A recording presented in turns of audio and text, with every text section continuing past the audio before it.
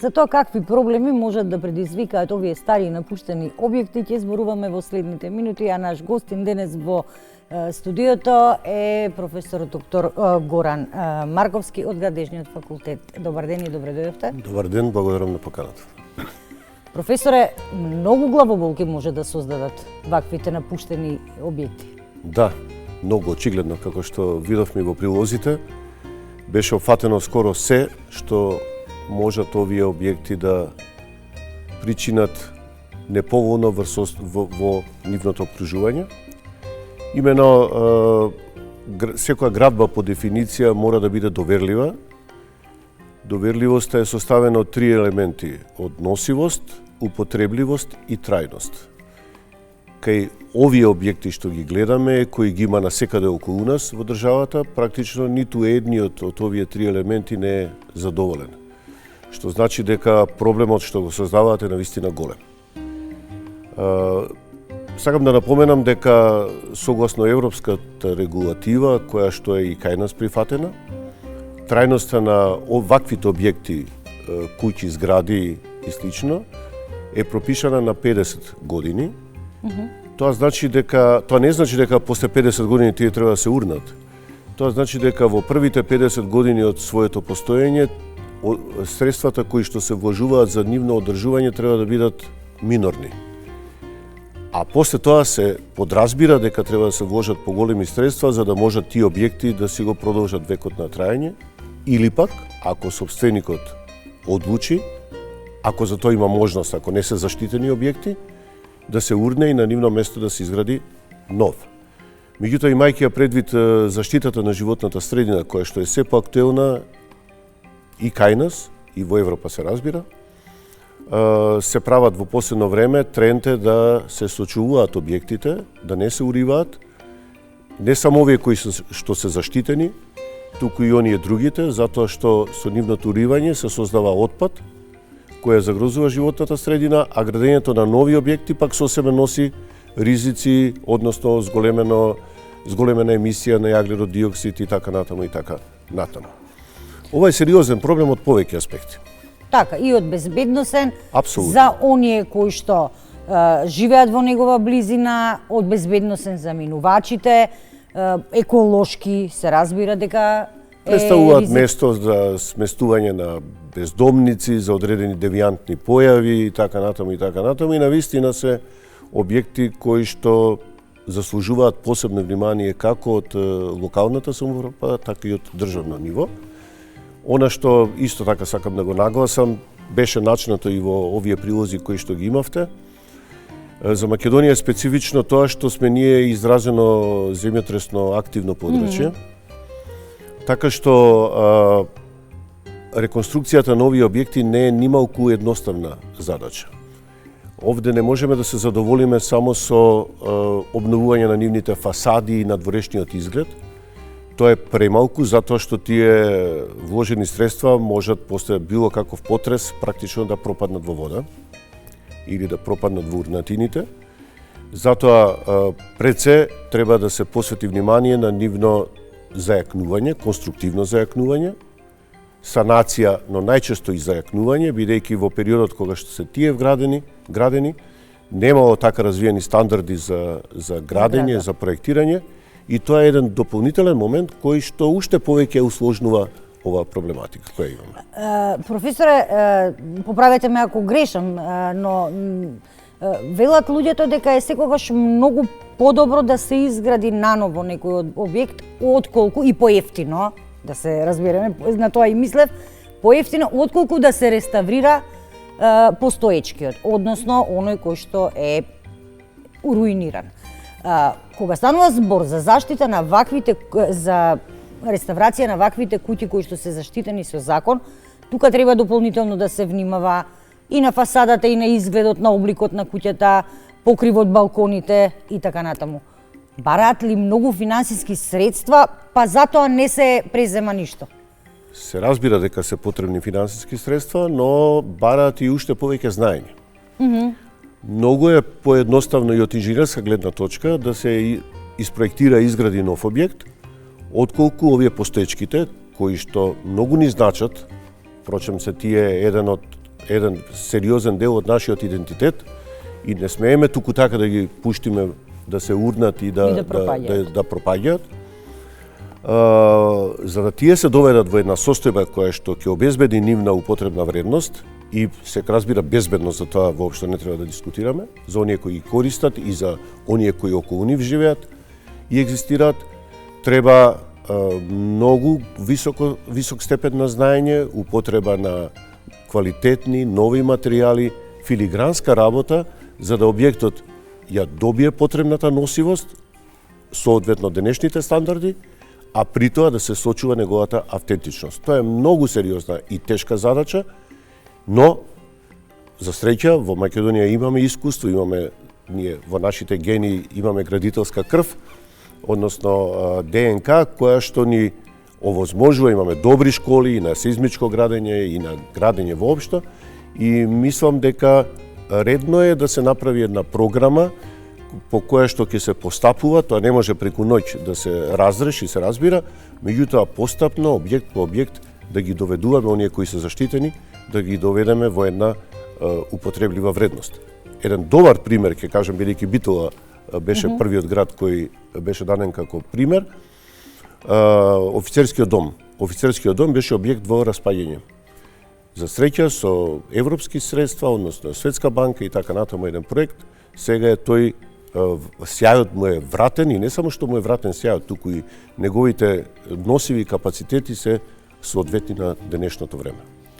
На ова би се надоврзала на нешто што се случи минатата година во Струга, при градба на нов објект кој што бил популарно наречен Лепенка со куќата на Владо Малески, се направи оштетување на куќата која што е под заштита, се заради тоа што новиот собственик кој градел нов објект не внимавал, а во тоа време се градело, и сите знаеме, еден заеднички зид кој што ги дели двете куќи. Иста дрвена конструкција, така. Кровот, веројатно. Колку треба да се внимава, ако веќе некој реши дека треба неговиот дел од таа куќа да го направи нов? Многу треба да се внимава.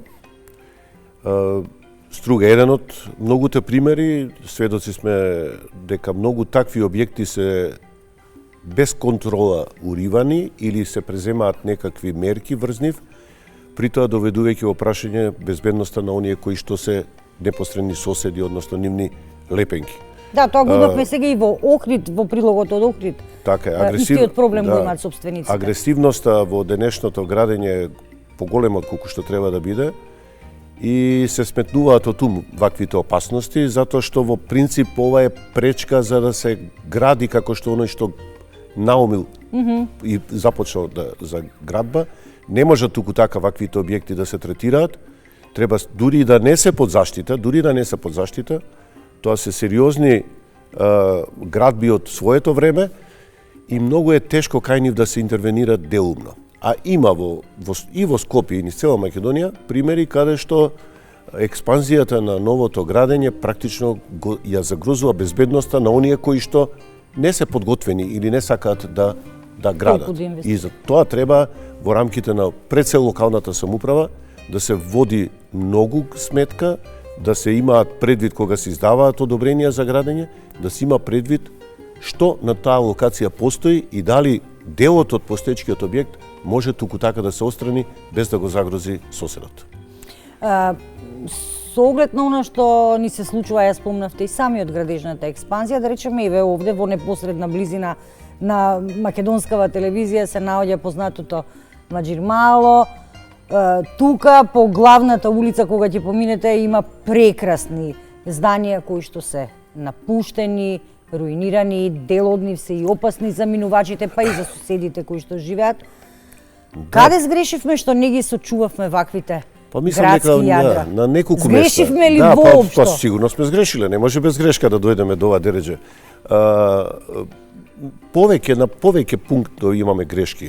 Еве ќе го спомнам и законот за наследство, оставинските постапки.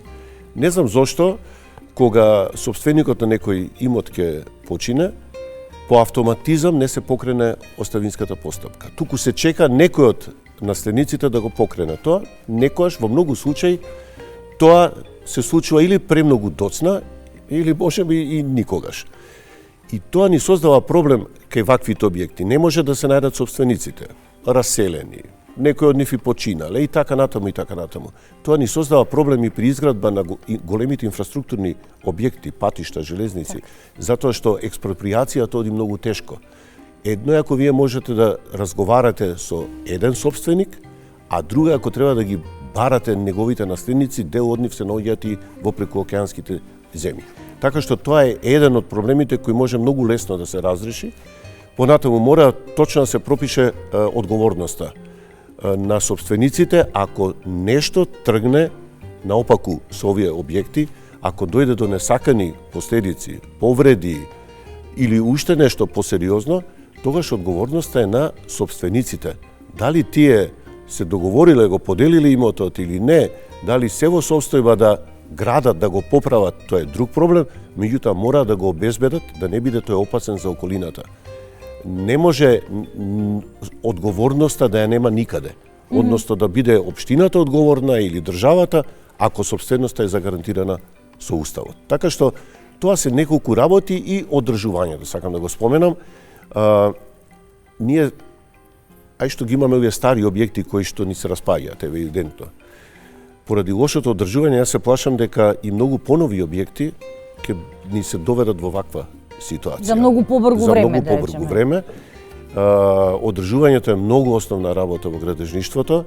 Со тоа штедиме, ако не друго штедиме, односно го продолжуваме векот на трајање на објектите. За жал и на многу сериозни објекти одржувањето не е онакво како што треба да биде и мислам дека на тоа треба да се посвети многу внимание.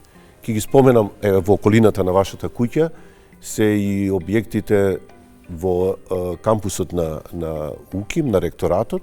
Тоа се оние започнати објекти кои за двата факултети кои што беа оставени десетина години сами на себе. Под иницијатива на Министерството за образование и наука беше формирана работна група во која што учествувавме и ние од Градежниот факултет и бевме носители на таа работна група да извршиме проценка на нивната состојба за да се доградат и тоа е еден апсолутно позитивен исчекор од страна на Министерството и од министерката која што инсистираше да ова што побрзо се заокружи за да ги спасиме објектите. И ние констатиравме дека кај дел од нив, кај дел од нивните конструктивни елементи се веќе започнати деградирачки процеси и ако тоа останеше уште долго време така незгрижено, тоа ќе бевме доведени во ситуација да имаме руини и на овој дел од градот. И да биде поевтино да се урнат отколку да се Токму така, меѓутоа уривањето не е лесна работа, не само финансиски, не е популарна и тешко оди уривање на веќе изградени објекти. Јас искрено се надевам прво да почнеме дека зградите од факултетите за многу скоро време, за неколку години, ќе бидат во полн сеај и студентите, оние кои што тогаш ќе бидат студенти, ќе учат во прекрасни услови. А искрено се надевам дека собствениците на вакви стари објекти кои што ги имаат ќе поведат сметка за својата собственост, па доколку не можат да инвестираат многу, тогаш на поинаков начин да го најдат. Да, тие се значени објекти и за развој на туризам и за нашето културно наследство и така натаму и мора да се најде начин како да ги сочуваме и да ни бидат не позитивна слика за нашите градови. Професоре, ви благодарам што денес одвоивте време и бевте дел од нашата емисија.